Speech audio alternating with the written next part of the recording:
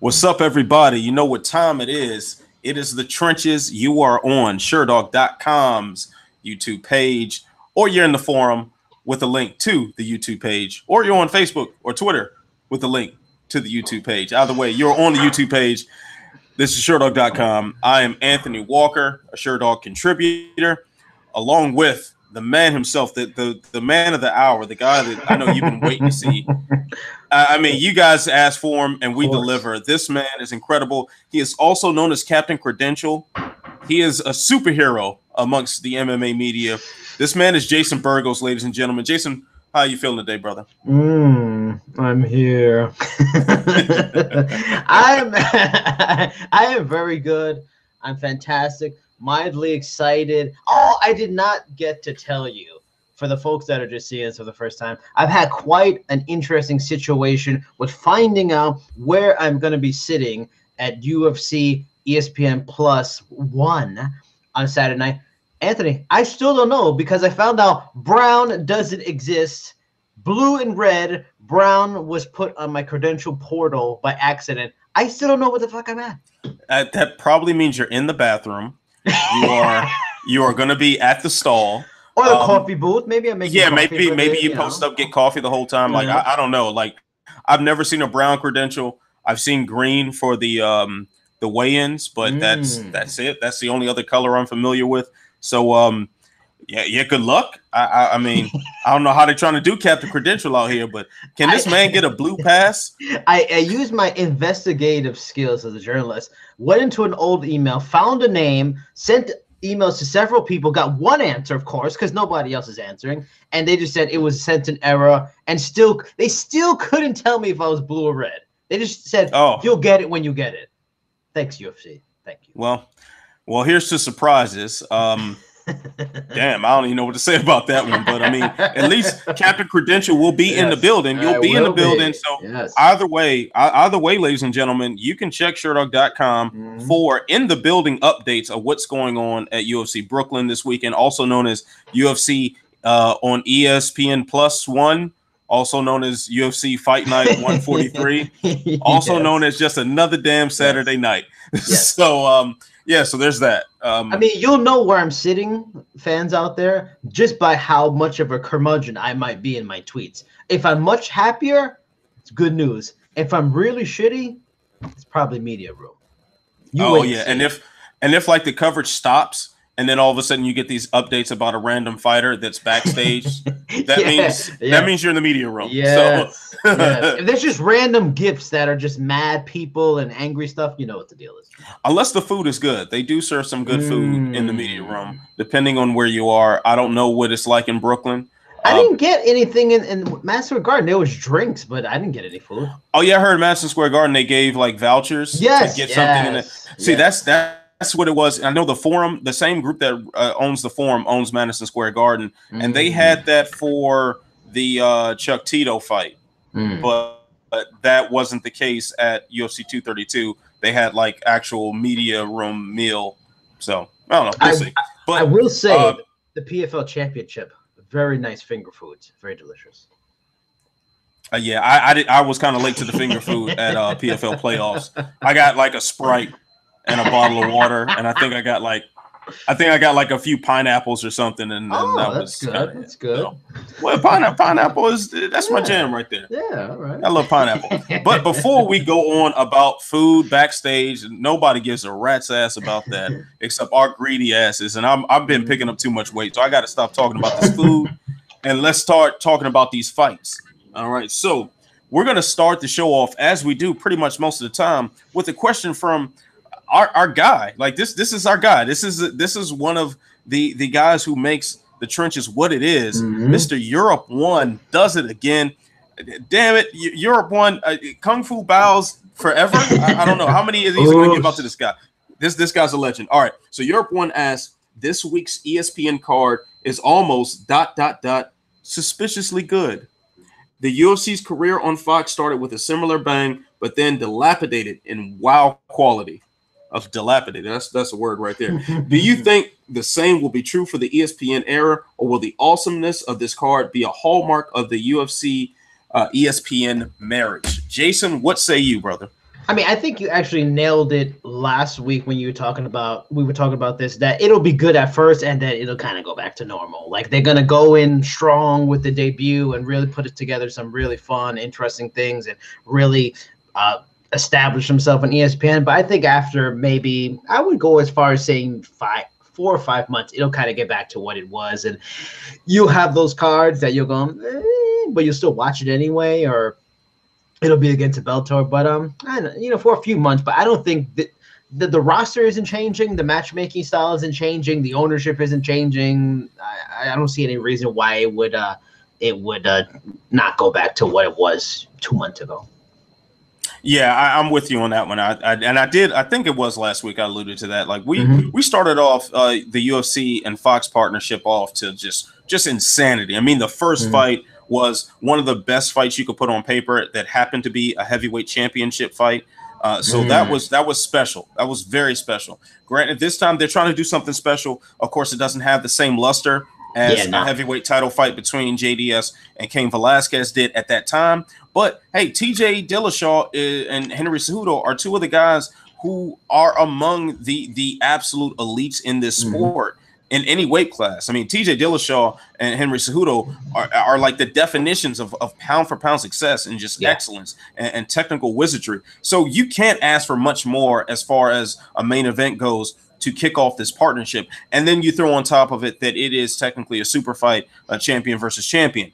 That is fantastic. However, this cannot sustain itself for very long with the commitment of shows that they have.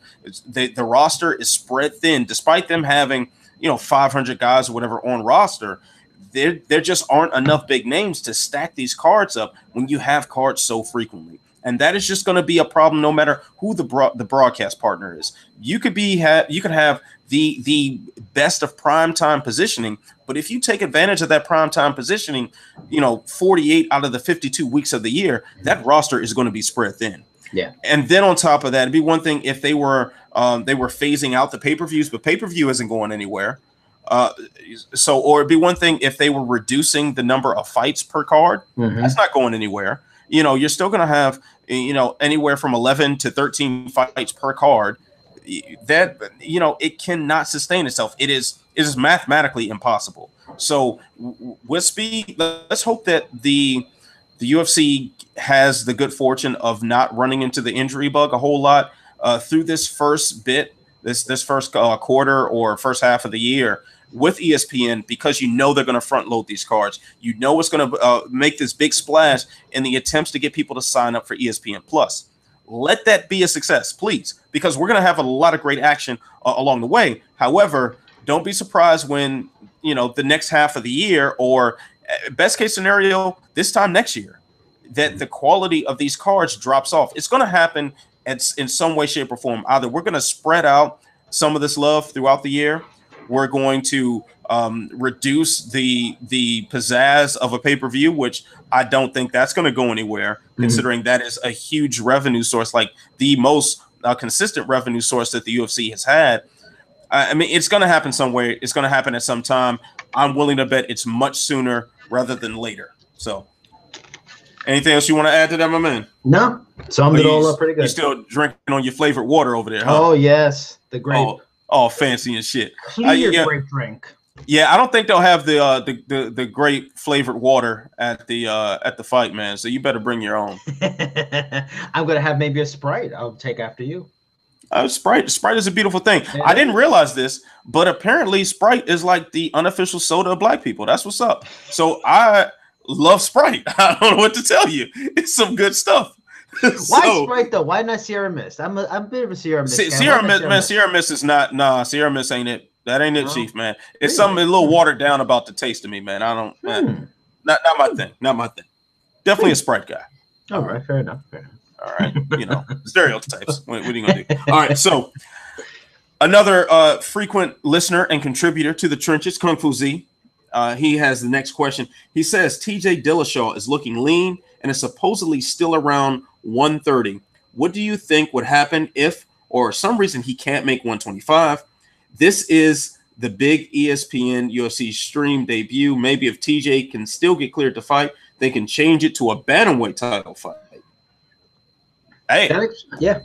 That actually just came in my mind. Like while you were reading the question, I was like, "Oh, then maybe he already had it in front of his mind." That's a great idea. I honestly didn't consider that. I think more of the drama has been whether or not either of these guys make weight. I mean, we've seen Henry Cejudo have his definite struggles trying to make the scale earlier in his career. That it seems like he's kind of ironed that out. So I don't anticipate it suddenly becoming a problem again now. TJ Dillashaw, on the other hand, has never made 125 before, and he looks the part right now. In fact, before we get into that, let's reference this week's poll. Let me go ahead pull this up on the screen, and I'll refresh it in case the numbers have changed a bit. But so far, okay, the poll question is: will Henry Cejudo and TJ Dillashaw make weight? We have 4% going for TJ missing weight, 4% for Cejudo missing weight, both missing weight at 12%. The chaos in me wants that to happen because why not for the entertainment value? So we got 16% saying TJ makes weight, but he will be compromised. We've got another 4% saying Henry Cejudo makes the weight, but he will be compromised. And a good 60% say it's all good. Stop worrying so damn much. I do think there is something to worry about, though. When you've got a guy in TJ Dillashaw who has not made this weight before, and we see him leading up to this. I mean, just a couple of weeks ago, he put out some images of himself training or after training, whatever, and he looked emaciated. You know, body looked incredibly lean to the point where it was almost scary. And you're wondering, like, man, where's this extra weight going to come from? Now, apparently, he made. I didn't get to see the press conference today, but from what I was told, at some point, either in a scrum or during the press conference, he said that he is about 128 or something right now. And if that's the case, hey, then he's much closer to weight than it appeared, and it's probably not that big of a deal. Also, I don't know if you saw this, Jason. In fact, I think you did. Brett Okamoto of ESPN put out some sort of mathematical equations that were given to him from Dillashaw's strength and conditioning coach about like the science behind this weight cut. I tried to look at it for about 15 minutes, man. I said, the hell with it, man. Fuck this. I started getting a headache. I put it down, and like I take your word for it. So I don't know if you were able to deem anything from that because you're probably a smarter person than me. You're not. I don't know. You're shaking your head. No, you may not be. I don't know. You got a really nice fade right now, so that automatically elevates you at a certain point. So, just you have a good haircut right now, but that's totally irrelevant. So, were you able to decipher anything from the National Treasure style puzzle that was Brett Okamoto's tweet? I will say this. I didn't even look at it because I saw all of the tweets talking about it, especially yours, especially with that fantastic Will Smith Fresh Prince of Bel-Air gif. Well done. I didn't even look at it because, I saw just a small picture. I was like, what the hell is this nonsense? What are we doing with this? Okamoto, what are we doing here? What are we doing here? Like, so, all I know is I can just go by what little I've gleaned about Sam Calavita from interviews with guys he works with, and that's the strength and conditioning coach for Dillashaw, strength and conditioning coach for Cub Swanson, Juan Archuleta, Syed Awad. They all swear by him. And if you follow any of them on like Instagram, it's crazy. They show like the workouts they do with him, and it's like literally out of a garage somewhere in California. Like this guy is old school. They're working on like bikes. They're going crazy hard. Like it's just like a different way of thinking. And they believe in him. And all those guys, and now especially since Syed Awad moved and switched to him, they all guys have great gas tanks, and they're all fantastic shape, cardio up the wazoo. And the thing I like about this, and because I agree with you, like seeing the pictures of TJ does scare the hell out of me. And it's not easy to cut 10 pounds off already when you're not necessarily small for your weight class you're in. This isn't Frankie Edgar. He's nice optimal weight for that weight class. So to cut 10 pounds off is tough. But the fact that he's doing a long-term gradual, it's not like, oh, I'm going to be here, then I'm going to do all the right things the last week or two and then cut that big weight all at once. He's slowly graduating. And what's good about that is he's getting his body assimilated to a smaller weight. He's doing cardio skills testing, all this stuff at a lower weight. It's not going to be like he's lower, he has to cut dramatic, his energy levels low. No, he's gradually getting himself used to it. So I feel a better confidence, but I felt confident about him going into the fight. I got really worried, just like you and a lot of people last week or so. But seeing that, what you just mentioned about being at 128, that's fantastic. To be so close, so that last day or so, you're cutting hardly anything, if at all, taking the stress off. He seems relaxed. He seems stress free. You know, seeing Cejudo with his snake nonsense, he seems more stressed, and he seems sickly looking today. So I actually felt a renewed confidence a little bit with TJ. But yeah, there's legitimate reason to be concerned. I will say this though, TJ looked rather. I didn't, like I just said, I didn't see the press conference, but I did see some of the photos, and Dillashaw looked like Skeletor, man, with them shades on. Them shades. I think it's probably the shades just look too big for his head. And Dillashaw doesn't have a big head anyway. Like he's not like the biggest guy in the world. He's a relatively small guy, and he's got a little head. Yeah. So to have them big ass glasses on a little head that's already cutting weight, and you're seeing the cheekbones and everything, it just looked kind of crazy. But let's. I know you touched on this a little bit. We're gonna jump into the next question that ties into something you said and something that will certainly be addressed on the trenches. And this is definitely part of the trashing. Yes. So Robert asks, is the Dillashaw a snake thing played out? Yes, it really is. Yeah. It really is. Like, I mean, and it was built on a really thin narrative to start with. Mm-hmm. You know, it was because Dillashaw felt it was better for his career to train with Dwayne Ludwig. Obviously, that paid off. He's a champ. You know, he knocked off Team Alpha Male's prize guy twice for that title. So yeah, he's not much of a snake. He's kind of smart with his career. Mm-hmm. And what do you know? He's parlayed himself into a super fight, debuting on ESPN. Mm-hmm. Fantastic. Like I don't see anything snakish about that. He got a cool tattoo out of it.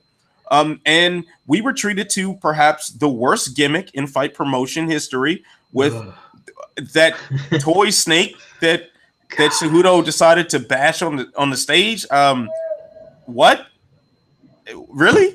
That's what we're doing? Like, where's the juice box? That's you know, is same level. I mean, yeah, seriously. Like, I had flashbacks to Earthquake stomping out. Was that Damien? That Jake the Snake Roberts lost when Earthquake stomped on the back. Yes. That's what I had flashbacks to. I mean, he might as well have been Shamrock saying he was going to beat Tito Ortiz into a living death.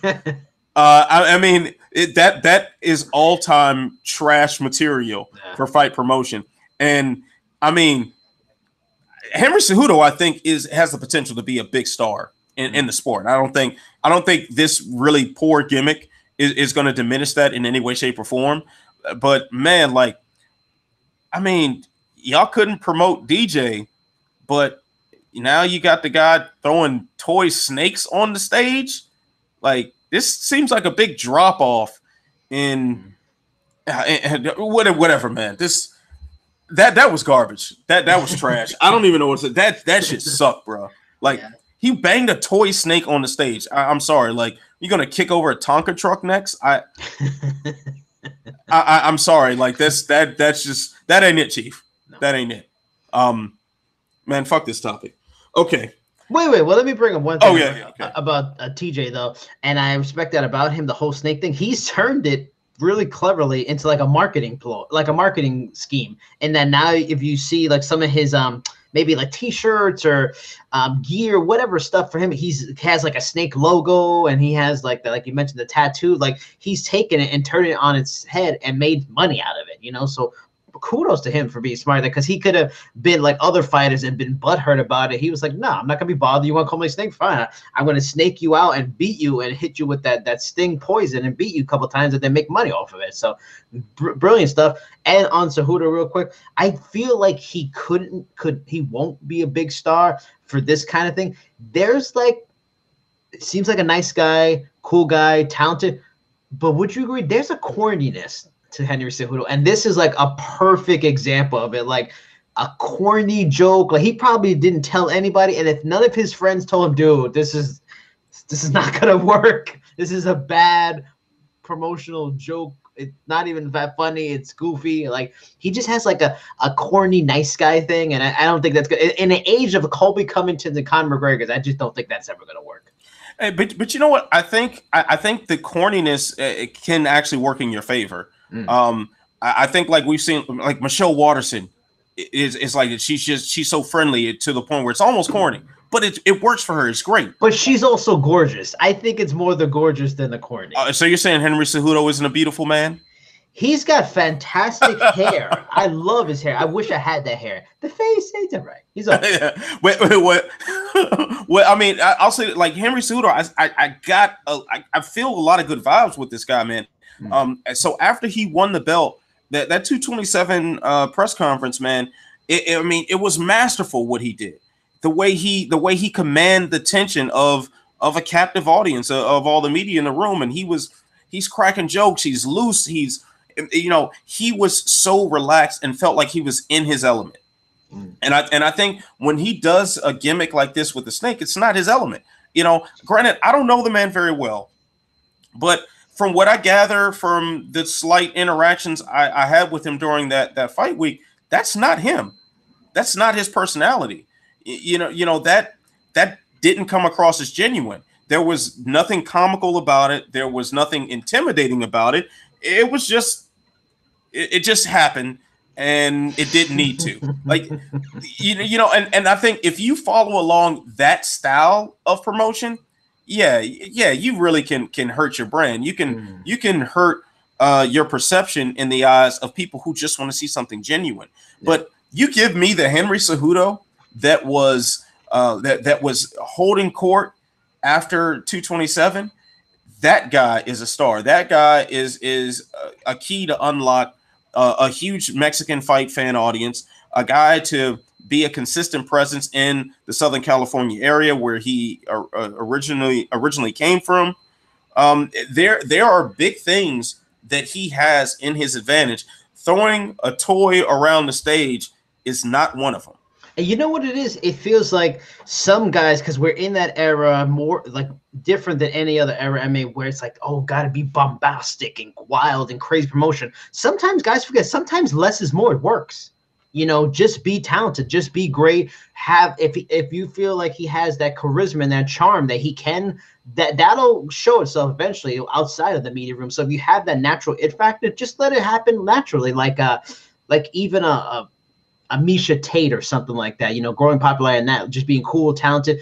Sometimes you just don't need, Cain Velasquez is highly popular because of his success, but he's a perfect example. Is less is more. Like, he's like the fucking Undertaker. He really doesn't talk much. He's, it doesn't say a lot, but it's an aura. And if Cejudo has an aura, somebody needs to tell him, you don't need to try all this extra stuff. Just be you, man. That's it.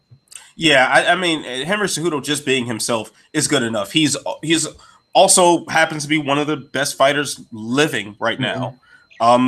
That, along with just being a cool guy, just being a nice guy, being a smart, friendly person who's very well accomplished, should be enough. I mean, granted, we are in an era where, those bombastic personalities get attention, where, everybody wants to be the next McGregor. Yep. But hey, the only reason why McGregor stands out is because there isn't another McGregor.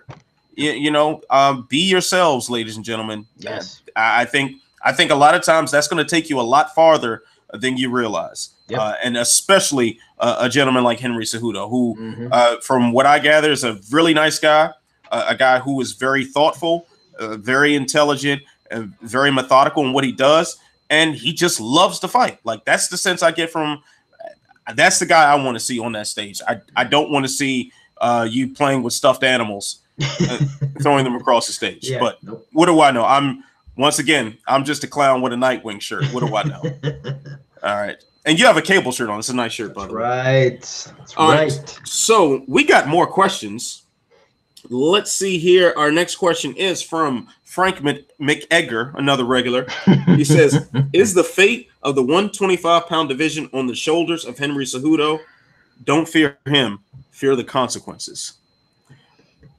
It's a good question. I mean, on the surface, it seems like it is, but I almost feel like the division, no matter what he does, the division's fate has already been sealed. You've already got guys getting released, talented guys getting released. It's a shame, but I don't think he has it on the show. I think it's, they already probably have a general idea of what they want to do with the division. Maybe they have like a 5 to 6 month plan of where they see it being, if it's even eradicated. So, I mean, if he has some stunning, surprising win, a shocking, dominant win, maybe that helps. But then I think they just might see it as, especially, because he had his weight issues, oh, man, Cejudo can be great at 135, another great challenger at 135, and just continue to make 135 a great division. So I'm going to say no. I just think the division's already been decided what they're going to do with it. Yeah, I'm with you on that. I think the decision has already been made, and they haven't actually just said it. Mm-hmm. But at the same time, they've released like every fighter that's kind of been on the fringes of the top 10 of flyweight, and they just let them all go. And you've seen plenty of guys start fighting elsewhere. A lot of guys are already booked, or have committed to moving up to bantamweight. I mean, that's just kind of it. Like, I don't understand why they're having this fight at 125 if they're just going to do away with the division. But at the same time, they're not trying to formally announce that they're doing away with the division to make this fight seem bigger. Yeah. To make it seem like the stakes are still what they are. Because quite frankly, this is kind of I mean, I'm not really sure if I'm going to find the right words for this, but nobody really wins, nobody really loses, kind of no matter what. So if TJ wins, yeah, he'll technically be a champ, and that'll be nice, but he won't even have the opportunity to defend.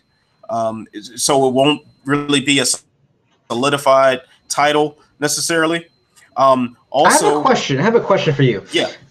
Do you think on a promotional level, because it seems like they're doing, like you said, they haven't announced it, and they're just going to do some weird stuff, like they kind of just let it fade away almost. Like they'll just, Henry Cejudo will say, I'm going to 135 or whatever.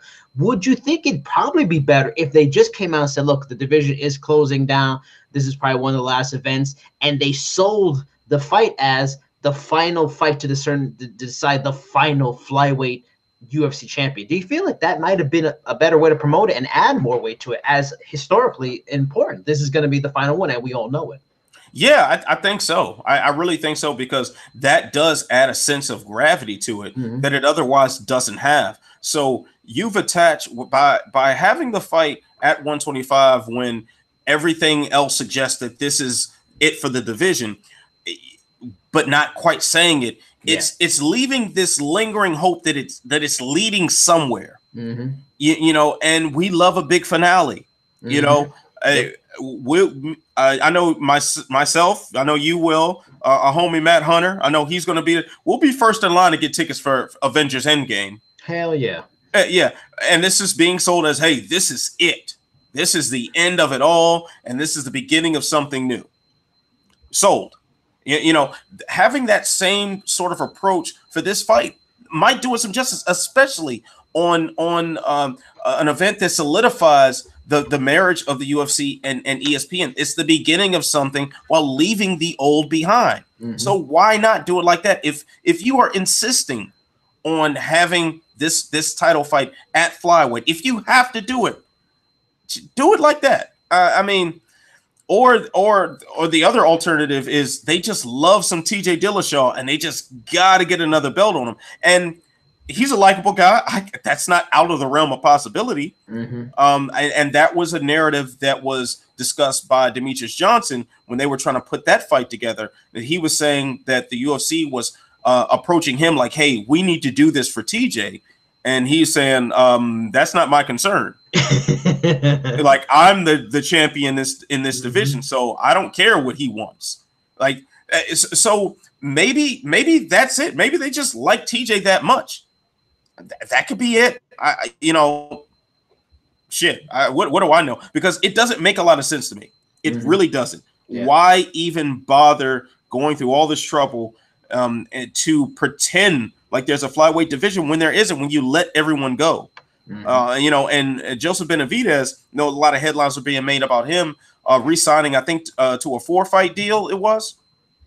But let's not forget, Joseph Benavidez was a title challenger in the WEC at 135. The whole reason why he went to 125 is because he lost to Dominic Cruz twice in that division. So he was a cast-off from bantamweight. He was one of the best bantamweights in the world. So him returning to bantamweight makes sense. For some of the guys who are, you know, like what Justin Scoggins just fought in Ryzen a few weeks ago. He was a guy that you'd want to keep around for the fringes of flyweight. You know, you need guys like that to build a division. All those guys are gone. You know, I don't really see why we're doing this at this weight, but we are. And shit, there it is. Yeah. You know, considering they've done trades and stuff like that, I'm surprised they just don't try to. Why not like a team, like a sports team, where you maybe have a contract you no longer want anymore, you make a trade to another. If you're open to the idea and you can convince the fighters to maybe continue to make they can make their UFC money in the other organization, why not trade some of these guys to Ryzen, ONE FC, Bellator, you know, some of the, you know, LFA or something like that. Just like, look, we can send you on to we can guarantee at least for the duration of this particular contract, you continue making this money and whatnot. And, you know, that'd be interesting because maybe they can get something back, you know, and then everybody's sort of happy in a way, you know, but yeah. Yeah. And, you know, and we do have, there are a couple of flyweight fights booked in the future. I mean, checking here, Juicy Formiga and Davison Figueroa are booked in March. Like, but why? Yeah. What title are they fighting for? I don't know. Like, having Benavidez and Dustin Ortiz on this card makes sense because there's a backup. There's a backup in place. Right. Either one of those guys, you can throw them in there, and we can accept them fighting for the flyweight title. All right, we get that. But outside of Saturday, what is the point? Yeah. You know, I mean, I remember back to when Eve Edwards knocked out Josh Thompson in the UFC, and that cemented him as the best 155er in the UFC. However, no belt attached because there was really no division.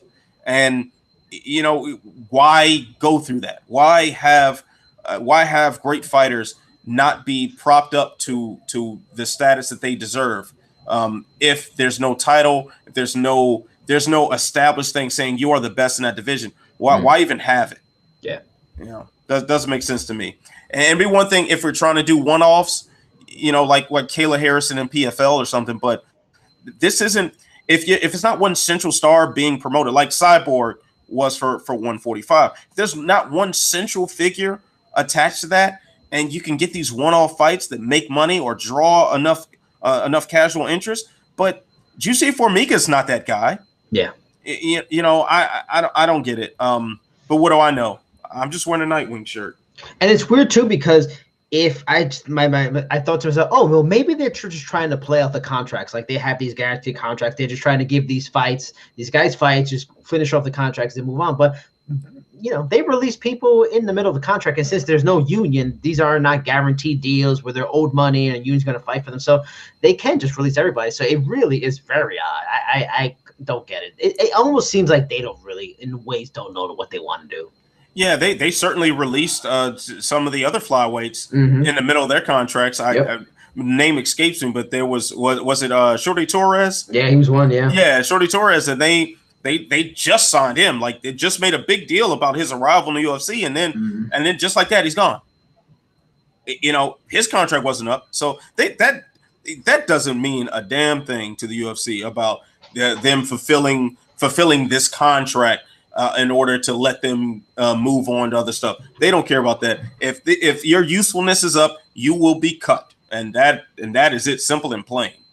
All right. So let's move on. We've got another question related to UFC Brooklyn. This question, a celebrity has jumped in the questions. This celebrity, John Jones Barber. He asks, why hasn't Paige VanZant shaved her head yet?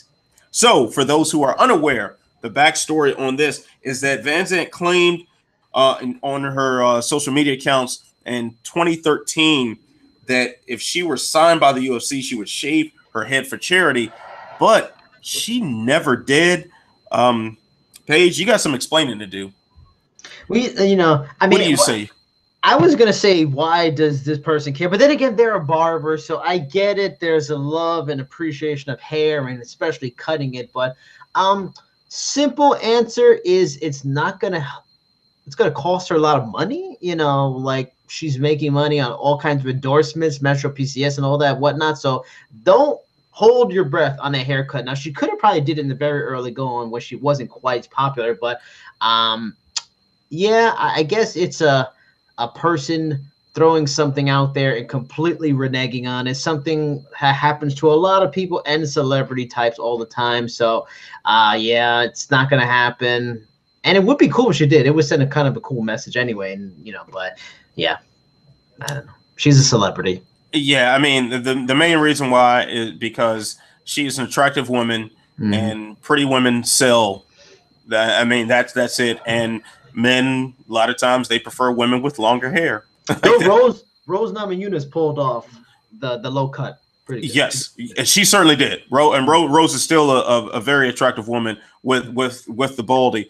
But here's the thing: here, Rose is like a special breed. Like Rose is a person who seems to be into fighting because she likes to fight. Yeah. Paige Van Zandt strikes me, although I don't want to take anything away from her as a fighter, she's proven herself to be a very legitimate mixed martial artist, but she strikes me as someone who is fighting and then next opportunity comes up, peace to fighting. Yeah. Paige Van Zandt gets offered, a reoccurring role in the next comic book series franchise. Yeah, she's gone. She's gone from MMA, and that, and all credit to her. I think that would be a wise decision. But that's the sort of person Paige Van Zandt is. Paige Van Zandt, her persona has led to the endorsements, all these advertisers and whatnot, and all this extra attention because she is an attractive woman. Yep. And when you cut the hair and people don't deem her as attractive, that cuts into her bottom line. And plus, like the baldy thing is already done. Rose already did it. So yeah, Paige wants to be original. I get it. All right. So let's see. What is our next question? All right. This one is from Twitter. It says 8 fighters from the Contender Series are fighting on ESPN Plus this weekend. Is it safe to say that this organization is the future of the UFC? Yes, it is. It's an organization? Yes, it is. It's a separate promotion. Really? Yes, it is. It is. It has Dana White has a separate promoter's license for the Contender Series. It is a separate entity that is simply broadcast on UFC Fight Pass and takes place at the UFC gym, but it is technically not the UFC. I mean, I second you. I co-sign. Yes. I mean, I really wish they would just do away with the Ultimate Fighter. The Ultimate Fighter is stale as fuck. I mean, it has its moments here and there, like the DC or the Cody Garbrandt TJ. This past season, I did watch it, but it was very meh anyway. It was okay. It was fine. Gastelum and Whitaker were extremely respectful to each other. So I wish they got rid of that show, and this should be the show where the next wave of talent, because we see it already. Not all those 8 are going to be great, but you might find something really good out of it. And at least they're pulling from some of the better talents from around the country. And there's no, in terms of the Ultimate Fighter, without a doubt, the producers of the show have some saying that they want a personality. They want some weirdo with green hair or a red mohawk or something. This is not happening in the series. They're just trying to get the best talent from around the country to fill and live out their dreams by going to UFC. So this totally should be the source for future talent, while the Ultimate Fighter just needs to be gone. All right, why does the Ultimate Fighter still exist? Money, content. They can sell advertising. It's just content. But it's not good content. It's horrible. But that's the thing now. Content, no matter good or bad, as long as you can put something out there that advertisers know, because they have the brand. Even if it's not good, the brand is good enough that the diehards and their niche audience you MMA fans or say WWE fans will watch it. So good or not, they know, advertisers know that, they know they can get that demographic they're looking for because they'll watch it because they're diehards and fans, and that's, it doesn't have to be good. Look at all the fucking shows on MTV that are just stupid, but MTV's still rich as all hell. MTV still exists. I haven't watched that in years. Unfortunately, MTV is trash.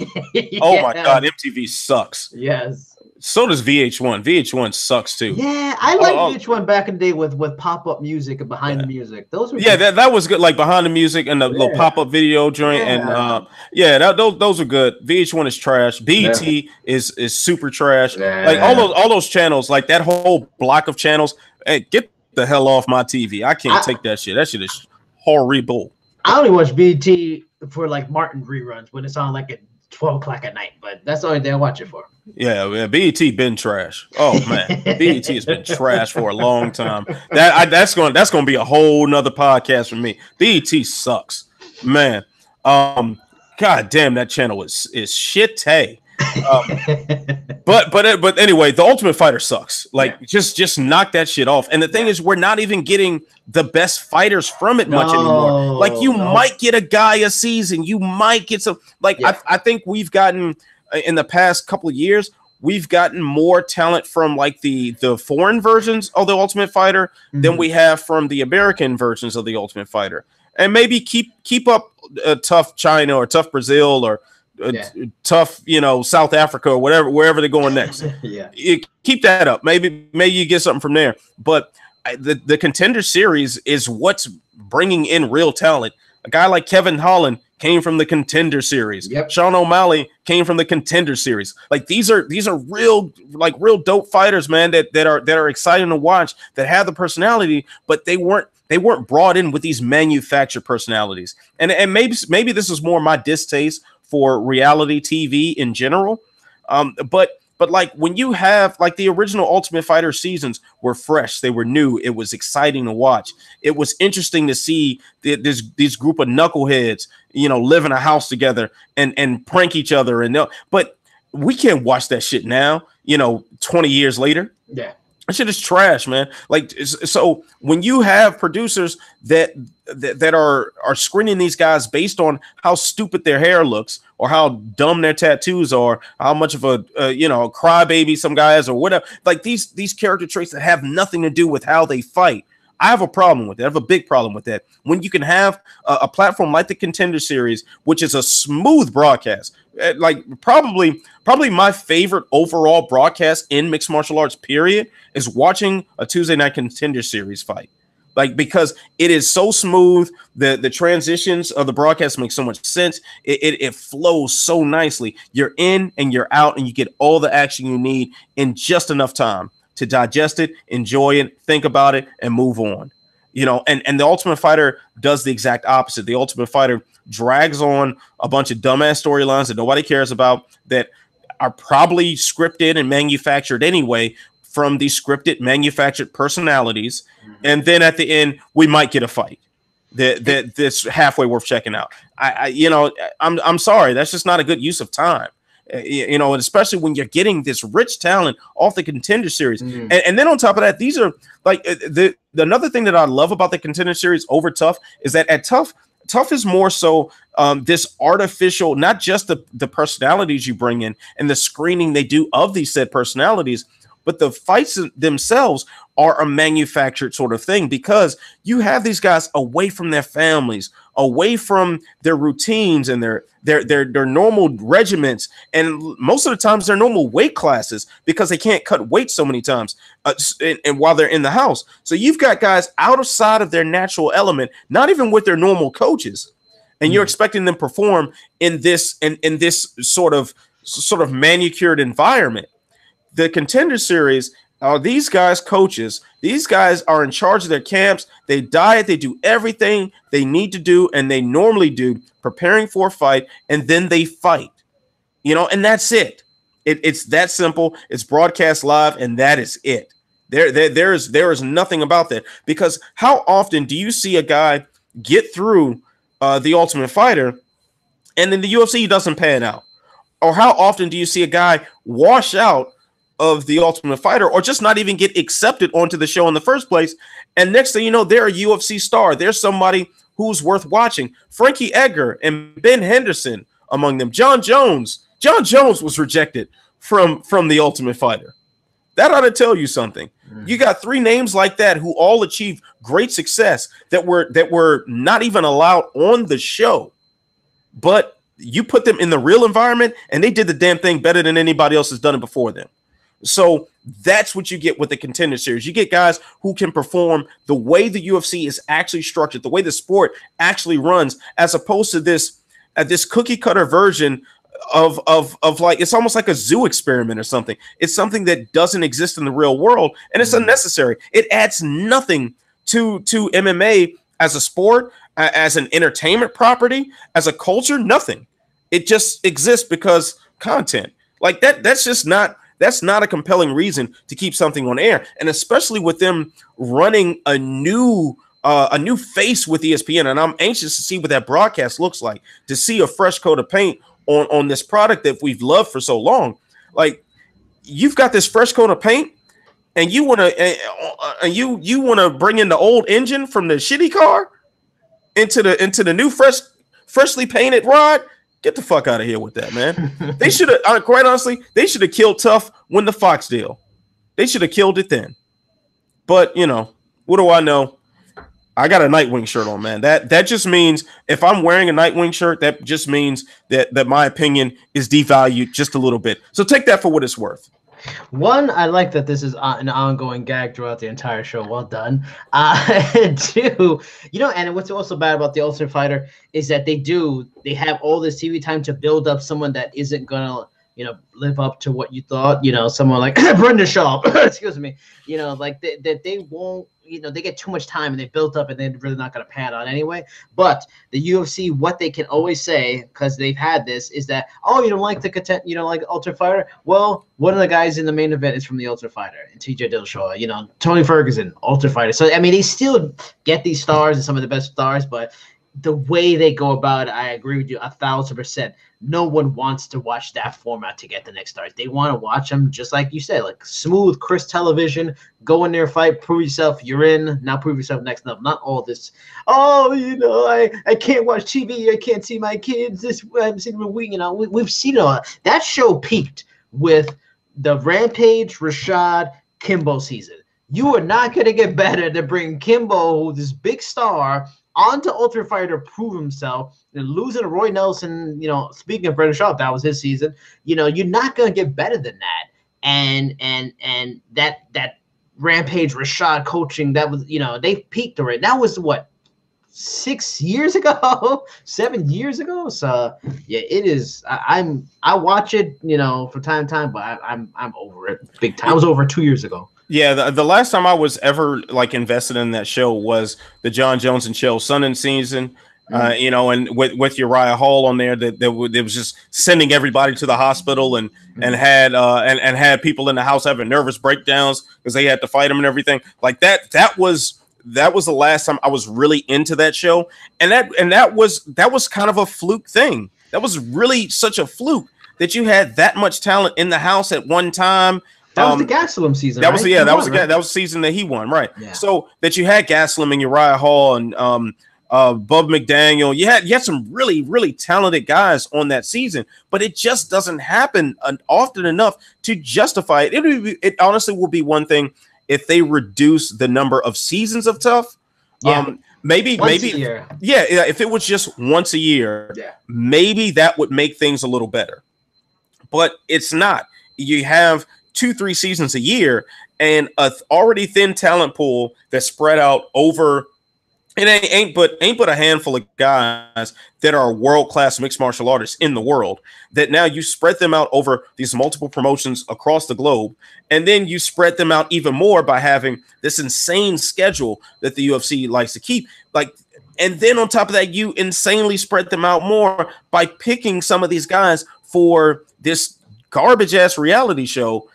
It doesn't make a lot of sense. I don't see why it's going on. And this will not be the last time I yell into a microphone about it, because the show is still going on. Yeah. Fuck my life. Why? I don't get it. I don't get it. But before this turns into the Hate the Ultimate Fighter show, let's go ahead, dial it back, and we're gonna get back to these questions. All right, so we got another good one from Frank McEgger. He says, what could be the reasoning for the pairing of Anthony Pettis and Stephen Wonderboy Thompson? Jason, please take it away, brother.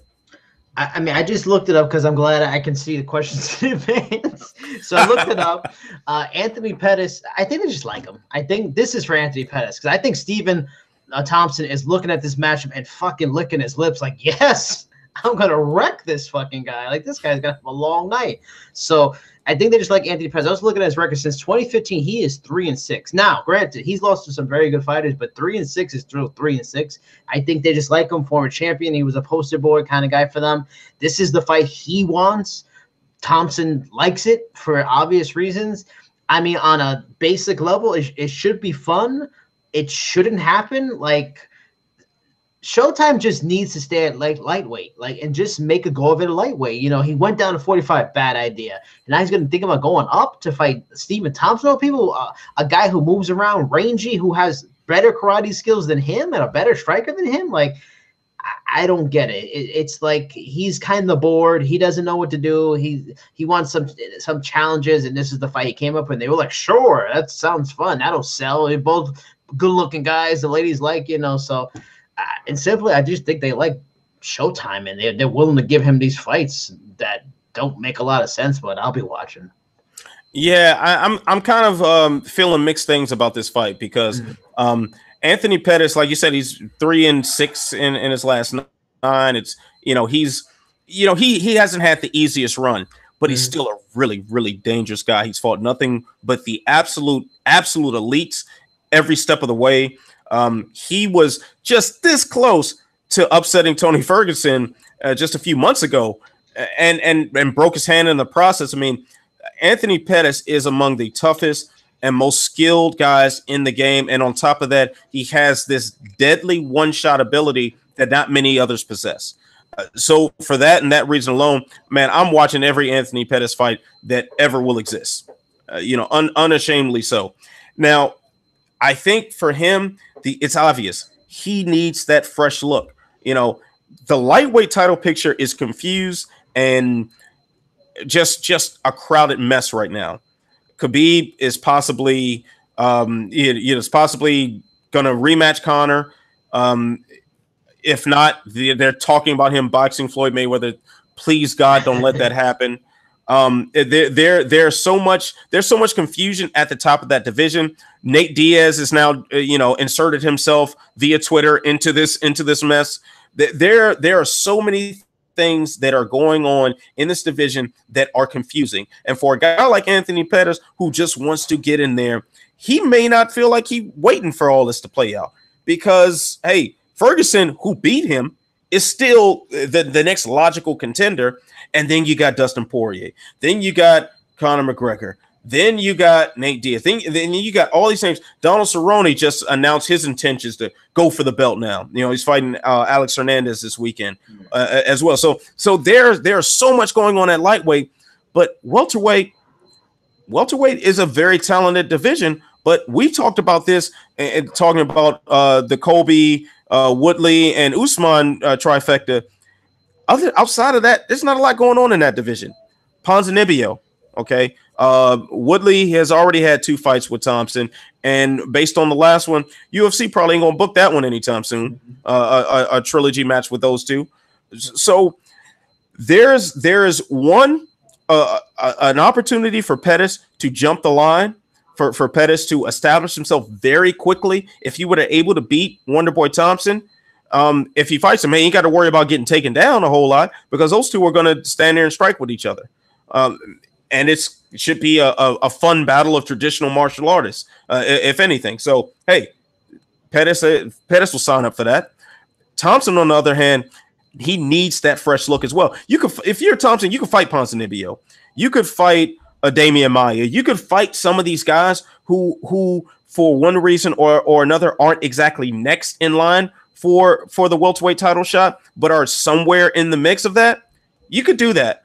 But Anthony Pettis, that name carries a lot more weight. That name is going to bring a lot more eyeballs, and the style presents the better opportunity to get that highlight reel that will play in the commercials, that will be a GIF on Twitter and get retweeted over and over and over again, and say, hey, make people think, hey, I want to see this guy's next fight. Hey, why is say Usman wins in March. Usman wins, and then you need fresh contenders because they ain't gonna give Woodley no rematch. That ain't happening. We wipe that off the table. So you get a new welterweight champion, and Wonder Boy just fucking spin kick Anthony Pettis to death. You think that is not an easy call for a title shot? Man, that the opportunities that this opens up for both of them are too great to ignore. And for Wonder Boy, I mean, to have the name value, and you're fighting a guy who isn't going to try to out wrestle you, who's smaller than you. I mean, it is hard to say no to that. It is very hard to say no to that. I have my reservations about the size difference, but at the end of the day, man, these are two guys who continually fight with I wouldn't say a similar style. I mean, Wonder Boy is while he's relying more on like a point fighting style, Anthony Pettis is definitely a Duke Rufus student. He is a student of like Dutch style kickboxing. I love the matchup. I love the matchup. Size worries me a little bit, but hey, maybe Pettis will be so fast that it won't matter. Shit, I'm there for it. Let's see what happens. Yeah, no, I agree. I mean, and just speaking of welterweight, I mean, I don't know if Jay, I don't think you had it set up, but the fact that Masvidal and Till are gonna fight, oh my god, how awesome is that fight? I like, when I saw it, I was like, oh my god, like, because the Jorge Masvidal is so underrated. Till is a beast. Oh my god, I can't wait for that fight. That fight is awesome. Yeah, you know what? Yeah, I definitely let's wrap about that for just a couple minutes. That is an excellent fight. Nice. There is literally nothing about that matchup I do not love, and especially for both of their places in the division. Yeah, that is perfect. That is a perfect action fight. That's perfect for legitimacy, for both guys to reestablish themselves as contenders. Man, that is beautiful. Oh yes, and before I forget, can y'all please get over the Thompson and Till robbery of the year stuff? Get over it. Just fucking get over it. Like, where we are? It's January 17th. Get over it, motherfucker. It's it. It's the article's done. What you gonna do? What you gonna do? Man, I had some goofballs trying to come. I'm like, man, fuck you. First of all, fuck you. Second, like, you're wrong. And third, read the fucking article. You're wrong. You're wrong. So fuck off. Like, I don't know how else to say it. Dickwads are, yeah, like what a bunch of goofballs, man. Get your goofball ass up out of here. All right, but anyway, so yeah, Till, Masvidal, yes, I'm all there for it. All right, so Jack on Fire, another regular. Shout out to you, Jack on Fire. Jose Aldo. Correct. Said he wants to fight 3 times this year, then retire. He's already scheduled to fight Renato Moicano. Who would you guys like to see him fight for his final 2 bouts? I mean, it's almost depressing that notion of him calling it quick, because he's not an old guy. It's not like he's 35, 36 years old or whatever, But I mean, personally, I would like him versus Ortega would be fun. That'd be an easy way to get Ortega right back in the mix if he were to beat him. If he could beat Ortega, damn, I know he wants to get back in that mix. That would be interesting. I don't think he should get a title shot. But it's another passing of the torch kind of moment. But I personally would like to see him move to lightweight for a couple of fun fights. Maybe lightweight, him and Conor. Maybe Conor be up for that. Him and like a Justin Gaethje. Him and Dustin Poirier. There's a lot of fun, interesting fights. He's a guy that always had a lot of trouble, cutting the 145. I know he's not necessarily a big guy for 55. There's some big guys, but he's a good, strong guy. Maybe he becomes a quicker at fighting bigger guys. I just feel like if this is it, he knows he's gonna retire. He's probably not gonna get a title shot. Let's have some really fucking fun fights at lightweight and see what can happen. Yeah, I definitely I want to see him at lightweight. Like that's pretty much it. I mean, I love the Renato Moicano fight. I really love that fight. But at the end of the day, that fight does Moicano more good than it does Aldo Yes. because the Moicano beats Aldo. I mean, you can't deny him a title shot at that point. Especially with like a known name like Chad Mendes retiring after his loss at 232. Like there's a big spot open up, and I'm not quite sure Volkanovski is there. For the UFC to throw him a title shot. Man, Renato Moicano's been putting in work. Yeah, he's really been putting in work, and he's done nothing but stellar things in the octagon so far. So yeah, that makes total sense. That if he beats Aldo, he is the clear number one contender. Now, on the other hand, I'd much rather see Aldo at lightweight. I mean, I think the matchups at lightweight are just far more entertaining to me, and it actually can lead somewhere. You mean to tell me if Aldo were to jump in at lightweight right now and say he beat Tony Ferguson or he beat Dustin Poirier or something like that, you mean to tell me that you're not going to sign up for him versus Khabib? Shut the fuck up if you telling me that lie. You're wrong. You're wrong. like you and like granted, when he first saw Conor, he got slept in 13 seconds. But I don't think there's a soul that calls themselves a genuine fan of mixed martial arts that does not want to see that fight again, just to see it play out longer, just to see what these two styles really look like in a longer demonstration of their skills. And it has to happen at lightweight. If Eddie Alvarez was still part of the roster, that's the fight I would really want. I know we throw his name out a lot, but I think entertainment value, he matches up well with so many guys. Man, we were talking about Max Holloway versus Nate Diaz. I'm thinking Aldo versus Nate Diaz might even be better. Yeah. I think Aldo at 155 just makes a lot more sense to me, especially as he gets older. Why go through the weight cut? Why not? Go do an extra few squats in the gym, go and do some arm curls and come in there jacked up and do the damn thing. That's what I really want to see. And it would be a shame if Aldo were to retire and have never touched the canvas as a lightweight fighter. That would be a shame because I think he already should have done this. I believe I think he should have done this several years back. And all the quality matchups like Donald Cerrone and Aldo. Oh, sign me up. Sign me right now. I'm about to take my wallet out and throw my credit card at Dana White and say, yes, please. That's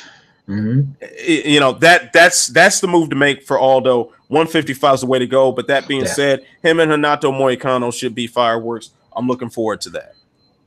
All right, so let's go ahead and move on.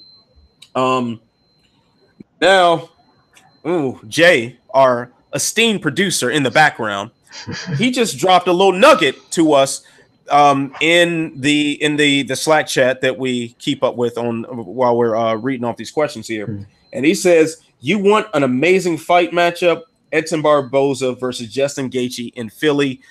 The MMA gods have looked upon us in favor. They have shined their light upon us, and they have blessed us with this bountiful gift. Oh my goodness, Injury Bug, you stay the fuck away from these two. You stay away from them too, or I'll fuck you up, Injury Bug. I'm a spray a whole a whole can of Raid on the Injury Bug. Don't fuck with this fight. I'm telling you, man. That. Oh my god, when I first saw that tweet that fight was official, man, I almost did a backflip out of my chair in the office, man. The office thought I was crazy. They already think I'm a nut job, but then they saw that they thought, okay, this guy's lost his mind.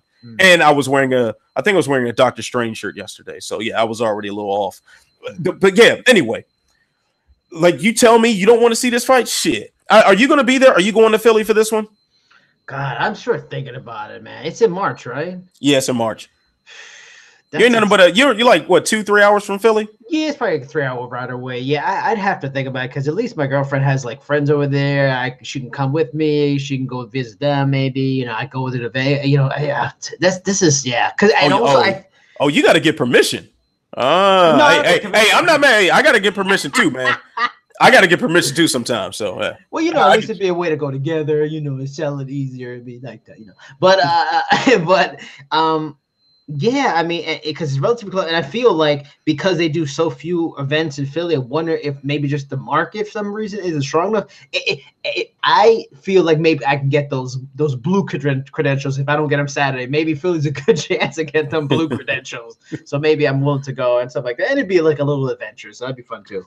Yeah, I mean, I'm very tempted because I am, as the regular listeners will know, I am from the DC area. DC is only a couple of hours away from Philly. If I am visiting my family somewhere around that time, which is a strong possibility because Southwest just sent me the email with this bitchin' ass sale for flights from LA to DC, I'm like, shit, I just might slide in that piece.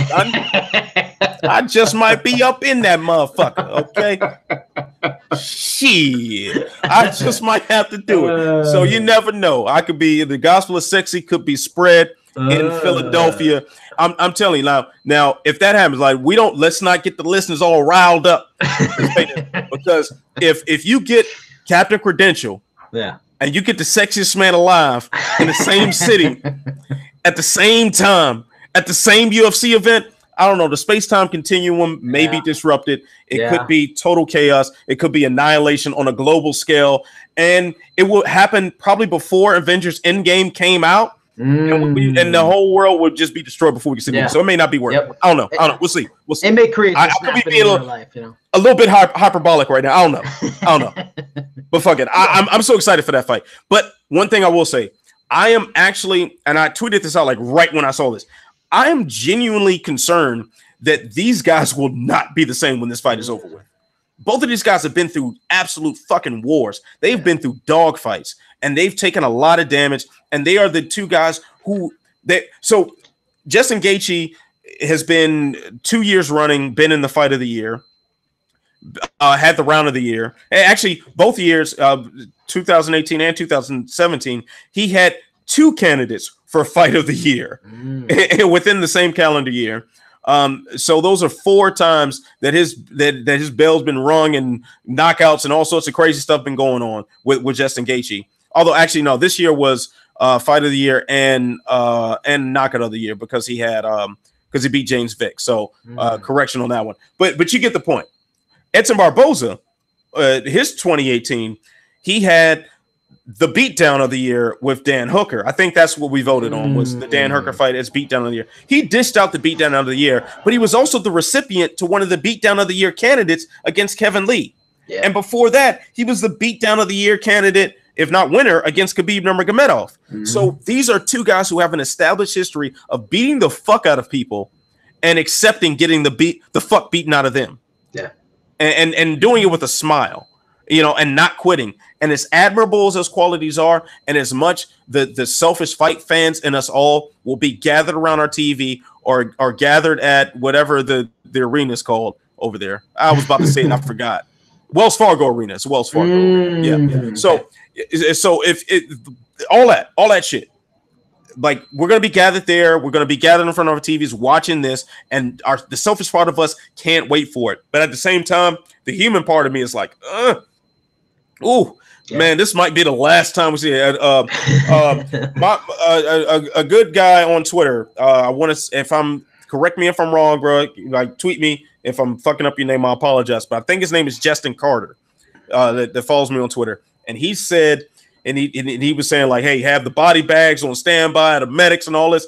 But then it was like this could be the last time we see these guys in their prime. That. I think that is the perfect way to sum up this matchup. Everyone appreciate it.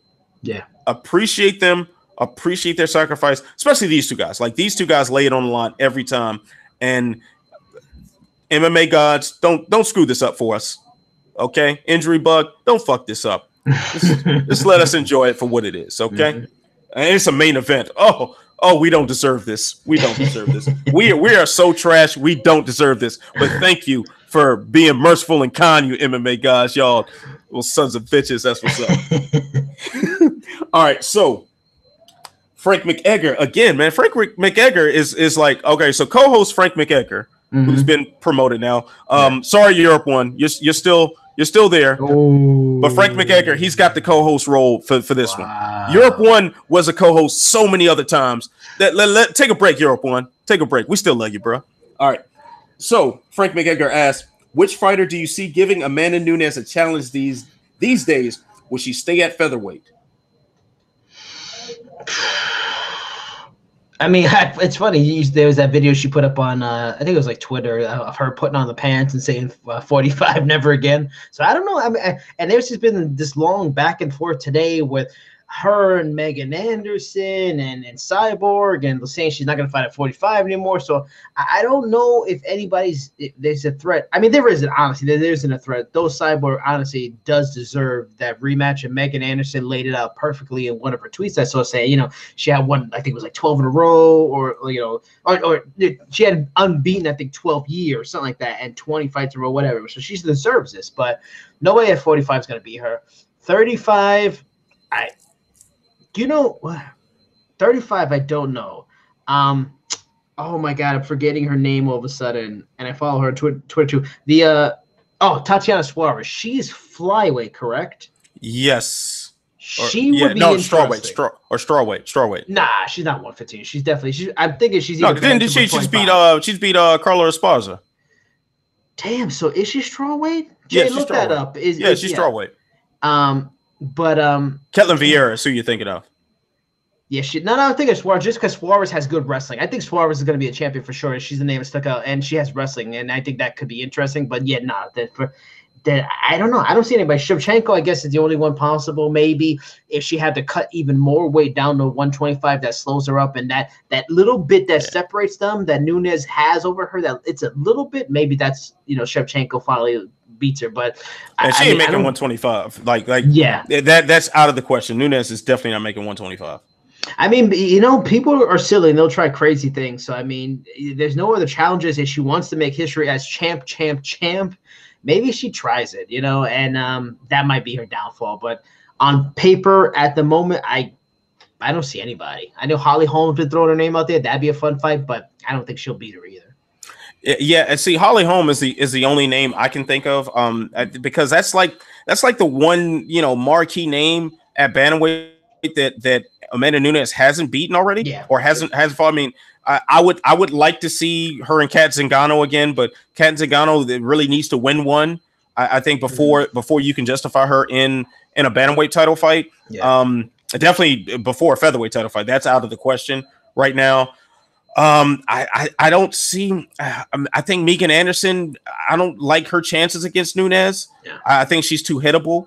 Yeah. As good as she is at some things, I don't think Nunes is going to be there for a lot of that. I think Nunes puts her away. Holm is really it, and that is a fresh matchup. But still, I got to favor Nunes in that. Quite frankly, she doesn't have somebody that is a genuine challenge. I mean, Jermaine Durandamy, she's already beaten. Granted, that was years ago. But she's better. She beat her then. She's definitely going to beat her now. Yeah, and also Jermaine Durandamy is not somebody that I expect the UFC to trust with another title shot. I just don't see that happening. I mean, quite frankly, I think I may have said this before, but I think this could really be the end of the women's featherweight experiment in the UFC because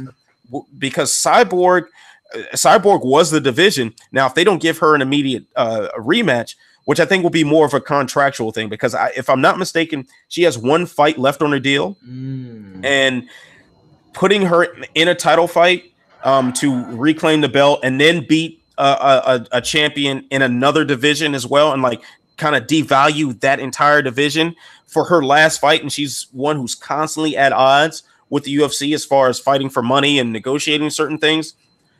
I just don't see the UFC setting themselves up for that potential fall and having Cyborg, grab them by the balls like that, to be, for not having a less crude term to use to go ahead and articulate that.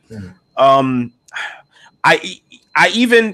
I don't know what Kayla Harrison's PFL contract looks like. I don't know how ironclad that is. She's not ready yet anyway, though. Yeah, but that's really where we're at with the higher weight classes for women, because it's just the names just aren't there. Mm-hmm. They really aren't. It's and just also, not a lot of people. And also for Kayla, in terms of fighting Nunes, they train together, so they're not gonna fight each other. Yeah, it's just I really don't see much happening in the women's featherweight division. Yeah. I'm still kind of intrigued what Megan Anderson could do, although I favor Nunes. I'm still intrigued at what Holly Holm could do at 135 or 145. And outside of that, a Cyborg rematch is kind of it, other than Zingano getting back in there, but she's got her eyes got to heal first, and she's got to get another win. Also, it's just not a lot of options there for the heavier weight classes for women. So that's kind of where that stands. And that's a shame too, because Amanda Nunes has dispatched all these great names, and it seems like nobody gave a fuck. And that's really a shame. That is really a shame, because she should have been a household name well before she knocked out Cyborg. Well before. All right. So we got one from Cottage Cheese Fan. It's an interesting thing to hang your hat on, but do you, my guy? Do you? All right. So this is related to the other big fight this weekend, Manny Pacquiao versus Adrian Bronner. That fight, I think that's in Vegas. I think it's at MGM. But anyway, Cottage Cheese Fan, still like, really, dude? Says Pac-Man versus Bronner is $75. Would have paid 50-ish, but even $50 would have had me questioning it. Will this event be worth it? And why the ridiculous price? Straight up and down, I don't know why the price is this ridiculous. When I saw that this fight was $75, I just laughed. Like, do you really expect motherfuckers to buy this fight for $75? Really? Like, that was the same price as Tyson Fury and Deontay Wilder. And that was an incredible fight. And not just obviously the fight itself played out to be incredible, but on paper, that was an incredible fight against two extraordinarily elite fighters. Fighters that are, Deontay Wilder's at the top of his game. Tyson Fury, came back from his layoff, but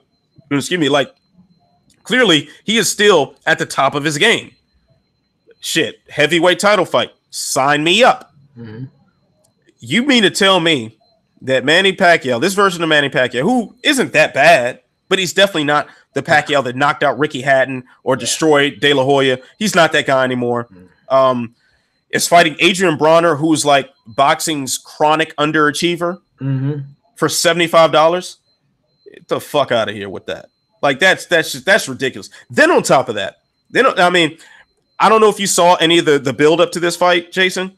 Yeah, not too much. Yeah. You missed Adrian Bronner being Adrian Bronner, with typical racist comments, and he's taunting Manny Pacquiao that they're gonna serve.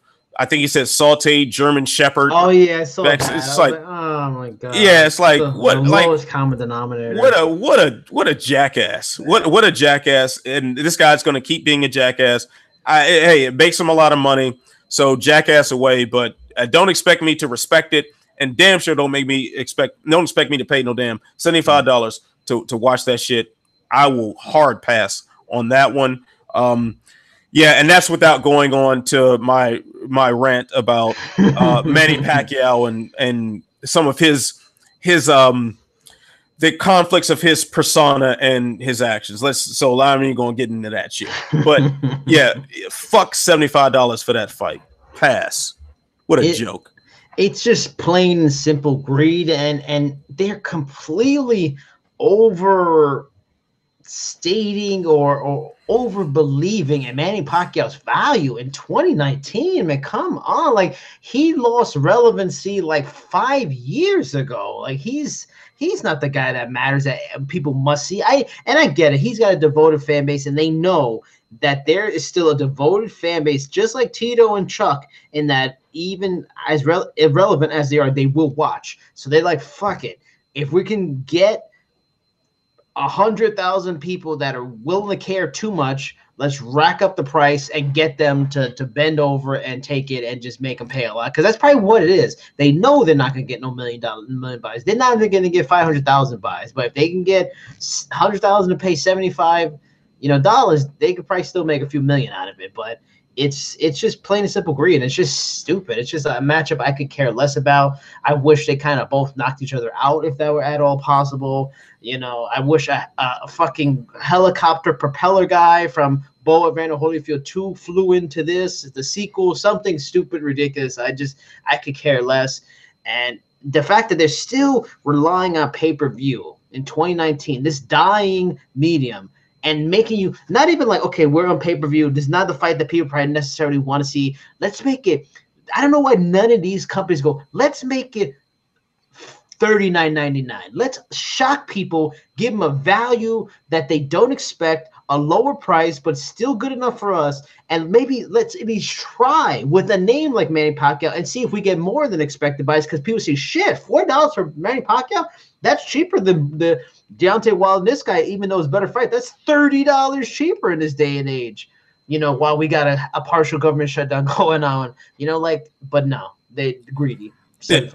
Chuck Tito was like $40, okay, and that sold like somewhere between 25 and like 50,000 or something ridiculously low. How much do you think this is going to sell? Like, really? It'll do more. It'll do more. Yeah, it'll do more. It will do more because it's an international star. Like, because he's a bigger name. He's a bigger name, and he's much more relevant to boxing than Chuck and Tito are relevant to mixed martial arts right now, by far, clearly. And same thing with Bronner. As much of a deplorable personality as he can be, he's still relevant to boxing. He's not, he's not an Errol Spence or Keith Thurman or some of those other marquee names, but he's somewhere in the running of known boxers. Yeah. And maybe like he's Kamir Khan keeps on getting big fights, even though he had relevancy a few years ago too. He's like one of those guys. Oh, almost dropped the mic. Almost dropped the mic. We got it, baby. We got it, baby. It's all good. It's all good. It's all good. But yeah, man, like I just really have a hard time justifying this price for this fight, especially when Canelo and Danny Jacobs was just announced today. I think it was on DAZN. On DAZN. Like that is an actual elite fight between two guys who are very clearly still at the top of their game and are some of the best guys walking the face of the earth right now. I'm going to see one of the best fights of the year, 2019. $10. $10. Wake up, promoters out there. I hope the zone does fabulous. It makes tons of money, and this is even if it went up one day to $20, you probably get a chance to see 3 marquee fights in a given year for $20 or $60, say each month. $60 for what would be the value of like 150 with pay-per-view rates. It's like, wake up. This is the new age. We're going to get to see this by $10. Amazing. Yeah. And then let's take a look at, like, as much as we complain about the UFC having their pay-per-views, correct me if I'm wrong, their pay-per-view for the HD is what, $65, right? I think so, yeah. And if you have like, I have PlayStation, like, you have PlayStation, Plus? PlayStation Plus, and you get like 10% off or something, which helps a little bit, it's not so there, so you're paying like $65 for a pay-per-view card. But when you get a UFC pay-per-view, even the ones that aren't that good, because we definitely had some ones that haven't been as stacked as we're used to, but you get a good main event. You got some contenders on it. You got some good stuff, and it's a fairly long program. Yeah. But if you order, like, you're ordering like one halfway decent fight, $75, pass. Yep. I'm sorry. That's just silly. Like, whoever made that price point, just slap yourself. You're wrong. You're wrong, bro. Like, knock that shit off, man. All right, so Robbie asked, Ronda Rousey was cast as Sonya Blade in the new Mortal Kombat game. Oh boy. After a couple of losses, will her character become unplayable? Oh, the burn.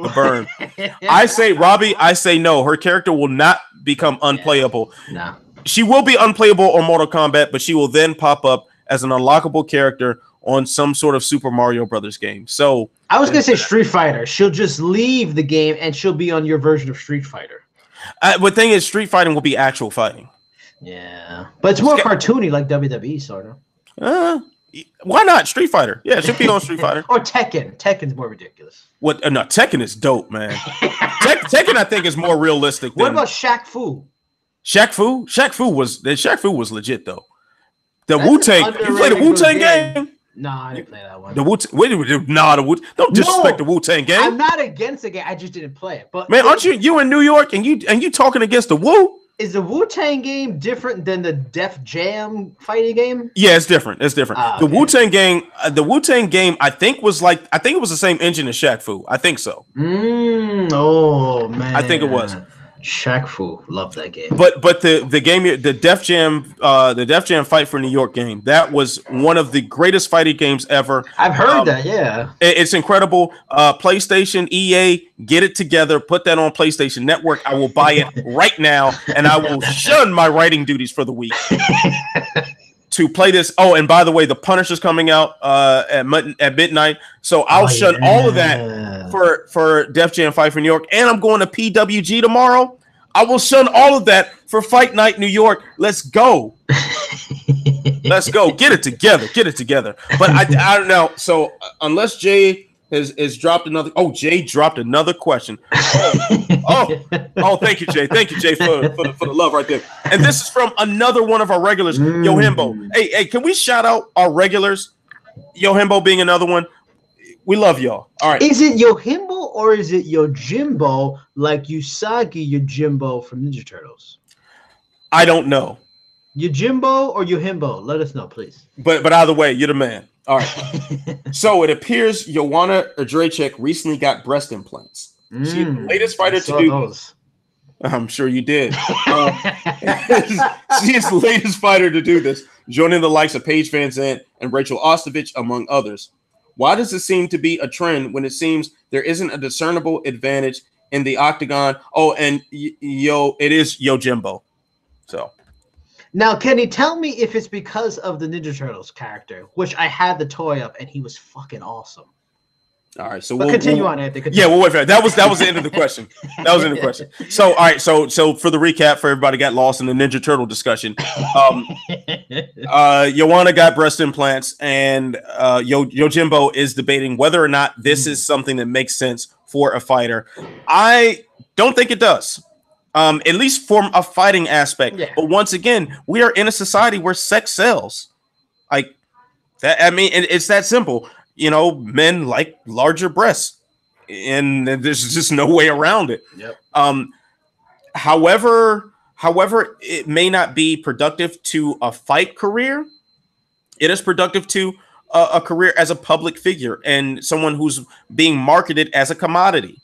Yeah. And that's really where it lies. I mean, for any woman, you know, and this is, and I'm not saying this is right. This is certainly not a fair thing. This is not me condoning this at all, but it's just the facts that a woman who is not selling herself as far as sex goes, as far as some sort of sex appeal or beauty to the image, you know, that's a big marketplace that they miss out on, you know, and they can miss out on that market all they want for all the right reasons. And I totally bow down to anybody who's doing that, who wants to be recognized for their merits as a fighter as opposed to their looks. That is beyond commendable. But at the end of the day, prize fighters are after the prize. And if part of your prize means, you know, enhancing your prizes, I think that's where the reasoning lies. And it's like, it's going to increase the bottom line. So that's why they do it. Now, this can definitely become a liability on the scale. I don't know if you guys remember this, but there was a video of Miesha Tate doing, I want to say it was her weight cut before UFC 200. And she was on the floor. It looked like she was on the floor, like dying. And she's just struggling to get those last couple of pounds off. But to my understanding, she has breast implants as well. And how much do those implants weigh? That's weight that you cannot cut. That's adding to the taxing on the rest of your body. So if you are in a weight class sport and you decide to get breast implants, that's something to consider. Your performance, because weight cut affects performance. Your performance as an athlete can be affected by this extra weight that doesn't serve a functional purpose. Yeah, if you add a couple of pounds of muscle, that's functional weight. That's something that can add to your strength, can add to your explosive power, that can add to some of the physical attributes that assist you in the cage. But if you've got a couple of pounds of essentially dead weight, it's not even fat that you can burn off. It's just dead weight. When you're struggling to make it on that scale, I'm sure a couple of people have regretted it before. Yeah, I mean it's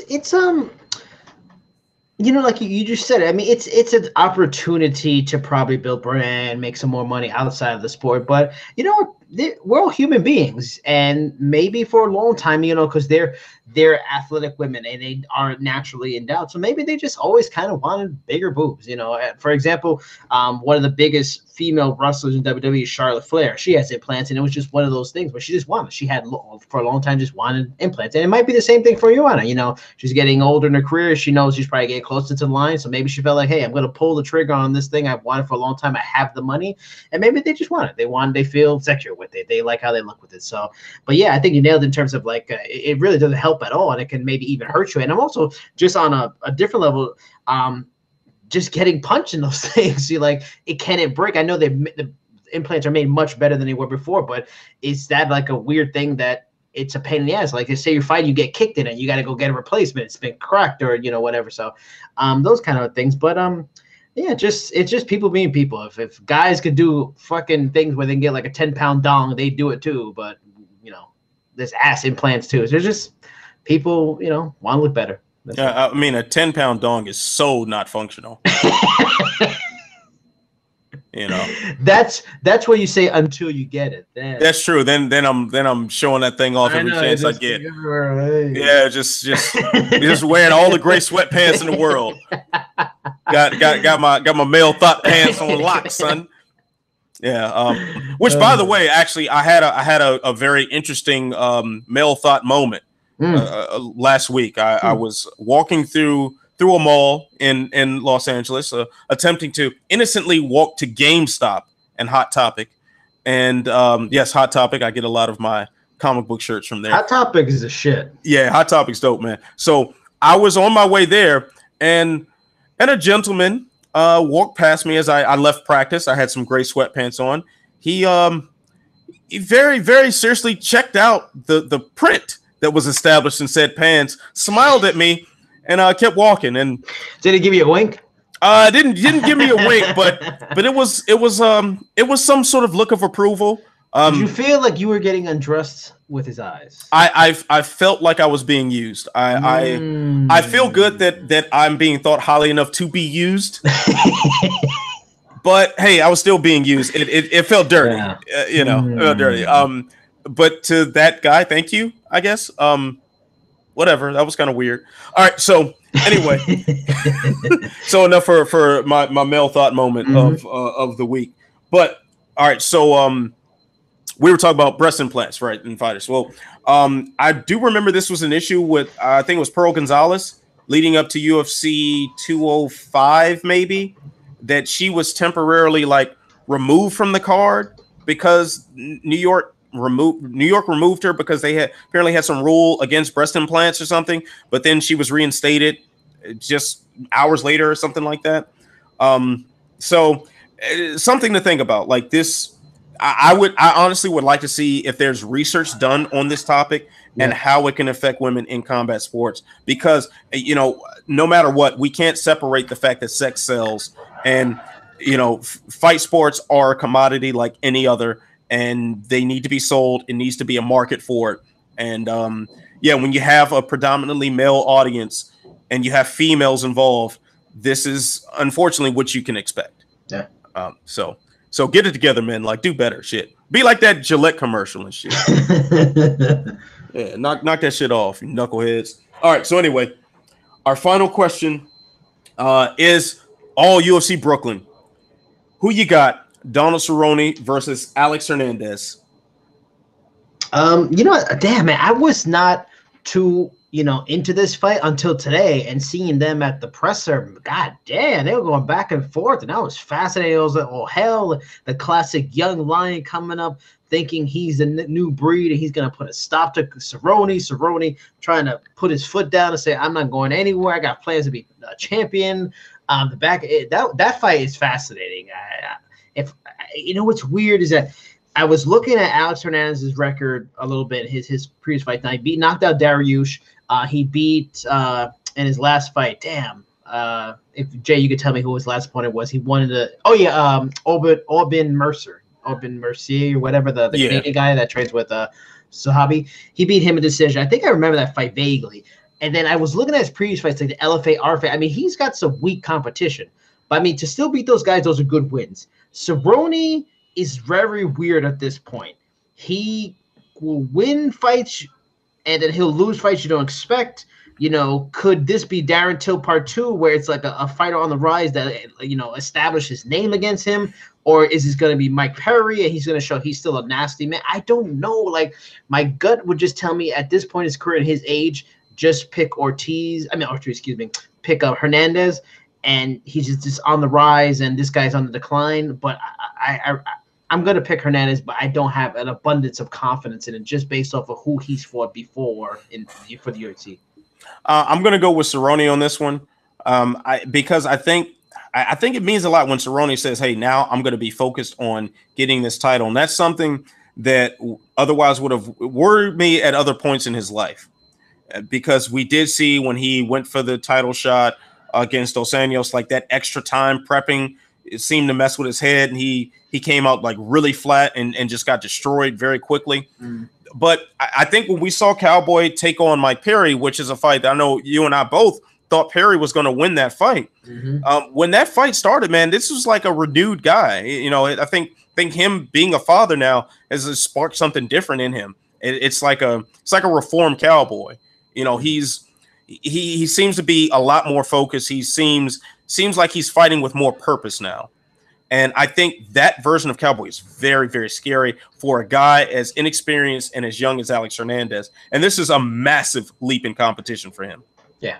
Like this is an astronomical leap in competition for him. I mean, he did finish Beneil Dariush very quickly, but at the same time, as good as Beneil Dariush is, that was a late notice replacement fight. Dariush probably went in there not knowing what he was facing. So I wonder what a rematch between those two would look like. I'm going to give you some interesting numbers. This is part of why I just don't feel good about Cerrone. He's going to be 36 in March. He's had 45 fights over a 13-year career. That is a lot of mileage on them tires, and I don't like it. You're right. The wheels will fall off at some point. Yeah. At that pace, the wheels will fall off. And about 36 years old is, it's about time to start checking your watch. Especially at that weight class, you can age well the bigger you get. The lower you get, it is hard to be 36 and still pretty good at lightweight. Yeah, exactly. But at the same time, man, I'd still think Cerrone, for all of his gifts as a fighter, for all the skill he has in so many different areas. I mean, on the ground, he's so underrated. As a wrestler, he's so underrated. He is very dangerous in pretty much every arena, and like every style of fight that you can think of. Yeah. And he's so experienced, and he's such a vet, and he's so intelligent when he wants to be. I think this could be a showcase fight for him. There's a reason why this fight was put at its spot on as like the feature bout on ESPN before the main card goes to ESPN Plus. There's a reason why Donald Cerrone and Alexander Hernandez are there, and I think it's because we're going to see a lot of action. But I think Cerrone, he's going to come out on top when all is said and done. So the next one that we got to pick, Greg Hardy versus Alan Crowder. What say you? I mean, we talked about it. I think it was maybe last week. We talked about it off air. I actually interviewed Alan Crowder before this fight, but my gut just says Greg Hardy, he's going to be one of those guys that he's a super athlete, he's super strong, powerful. He's going to show some interesting things early, and then he's going to meet like serious competition that he's just gonna fall off eventually. But it just seems set up, and I know they want him to succeed, so I'm sure they're gonna match make him with fights that seem like it could be threatening, but they feel confident that him winning. So no disrespect to Alan Crowder, on paper 9-3, he's got knockout power, he's got much more experience, he should be able to win this fight, and he's going to try to use that experience to win this fight.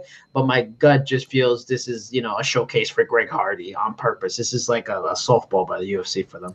Yeah, that's the exact feeling I get. I mean, Alan Crowder is an established mixed martial artist. Greg Hardy is not, but there's a reason why Greg Hardy is being put on the co-main event, and there's a reason why he's facing a guy named Alan Crowder, who as far as I know right now, at this second, does not have a Wikipedia page even. So there's a reason why he started, because he doesn't. I looked for it during the interview. He doesn't. Yeah. So the attraction here is not Alan Crowder, unfortunately. Yeah. The attraction here is Greg Hardy, and we know all the ugly things associated with that. However, this is a guy who has been a prominent featured person on ESPN as an NFL player. So this is a familiar name that they think can hook some people in there, and he is definitely an elite athlete. So they're hoping he makes a highlight reel. Yeah. Greg Hardy. What are you gonna do? All right. Oh yeah. And Jay also reminded us on the chat that all three of Crowder's losses are by knockout. So and one of them is to Curtis Blades, oddly enough, before he got to the UFC. So yeah. So I think that shows what the UFC had in mind when they chose Alan Crowder to make the walk against Hardy. Yeah. All right. So now, of course, for the main event, Henry Cejudo versus TJ Dillashaw.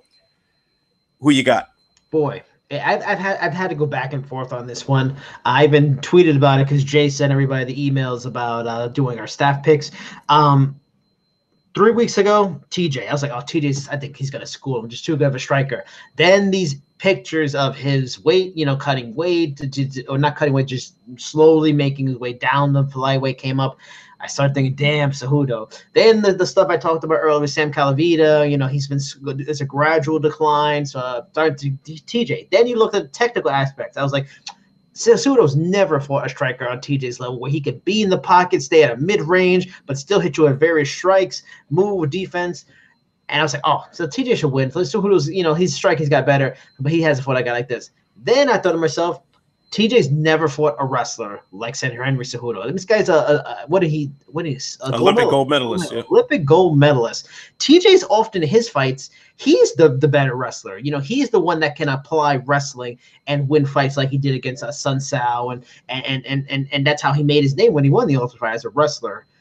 Or when he lost in the Ultimate Fighter finale, right? Dodson. Dodson, yeah. So, but still, he made his name on that day. He became a fantastic striker. So, but see, he's never faced a wrestler of this caliber either. So, damn, like they both have some advantages here, but TJ's still a very good MMA wrestler, so he might be able to do better than we think. And Cejudo's striking has come so far in the last 2 years that he may not be as outmatched as we think he is. It's just exciting because they're such two talented, amazing fighters all around mixed martial arts. My gut is still going to go with TJ just because he's a better, closer to complete, because no one's ever complete martial artist with experience in big fights. He's going to be comfortable. He looks comfortable in the lead up. I'm going to go with TJ. I wouldn't be shocked about a loss, but I still think TJ Dillashaw should win, and I wouldn't be surprised if he gets a fourth round stoppage.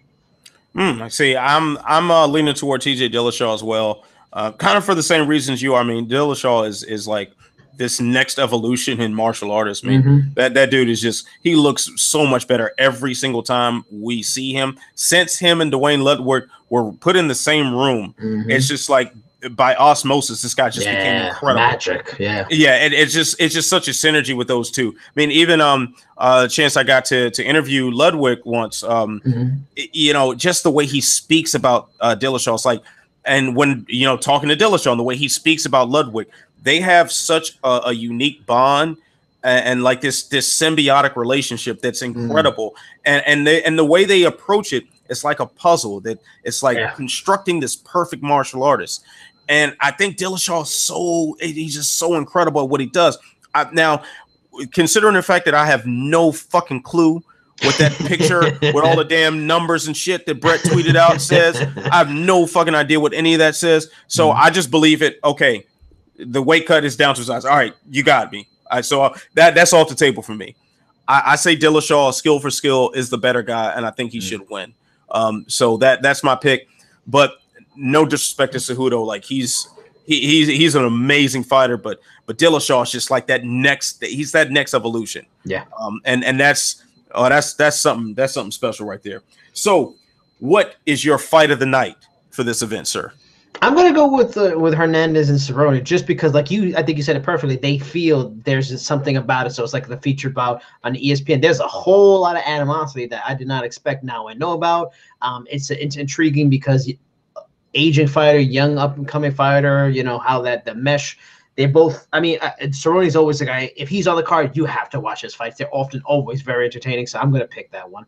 But I'll throw out Benavidez and Dustin Ortiz. I can see that being very fun too. Okay, so I'm going to throw out my sleeper is going to be Gregor Gillespie, and that's a good one too. Yeah, Gregor Gillespie and Yancy Medeiros. So I got big expectations for that fight. I think that fight should be very amazing to watch. All right, so I think that's going to wrap it for the week. So Captain Credential, Jason Burgos, tell us where we can find you. Tell us what you got coming up for the good old Sherdog.com.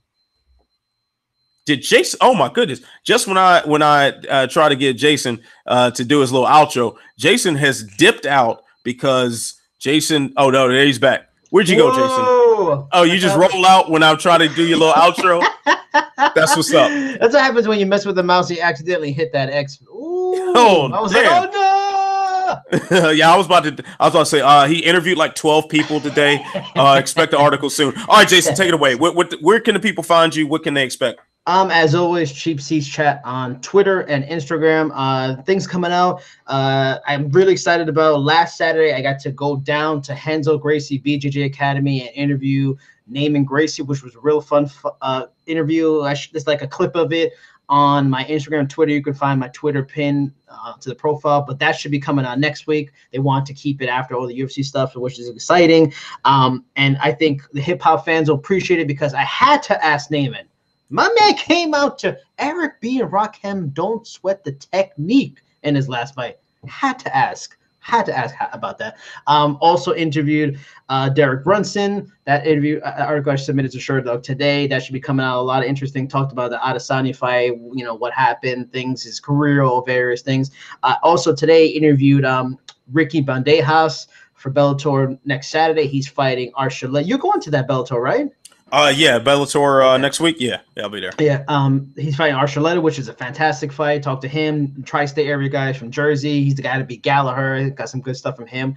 And also, I think probably if it didn't come out today, should come out. Guessing tomorrow is I interviewed Dennis Bermudez for ESPN1. I talked about that last week too, but that should be coming out soon. There's audio for that. The Crowder one there's audio for. So and Derek Brunson's gonna be audio for. Name of Grace is gonna video. So you get the multimedia with me, with the article, the reading, the listening, and maybe even the viewing.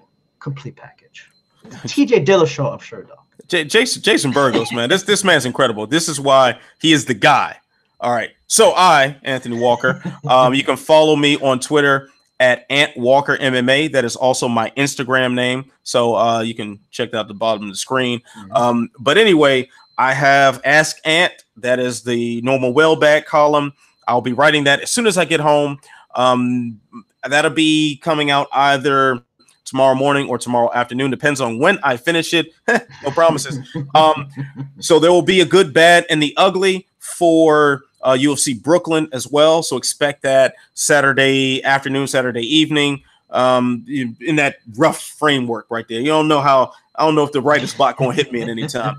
And I also wanted to announce that I've also been picked up by the YouTube channel MMA On Point as one of their screenwriters or script writers.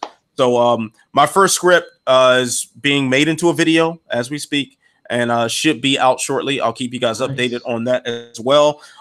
So for Jason Burgos, Captain Credential, the incredible, I am Anthony Walker. This is Sherdog.com. You've been watching The Trenches. So As always, you know what to do. You got to stay beautiful. You got to stay incredible. You got to stay classy. You got to stay sexy. I will see you when I see you. Peace.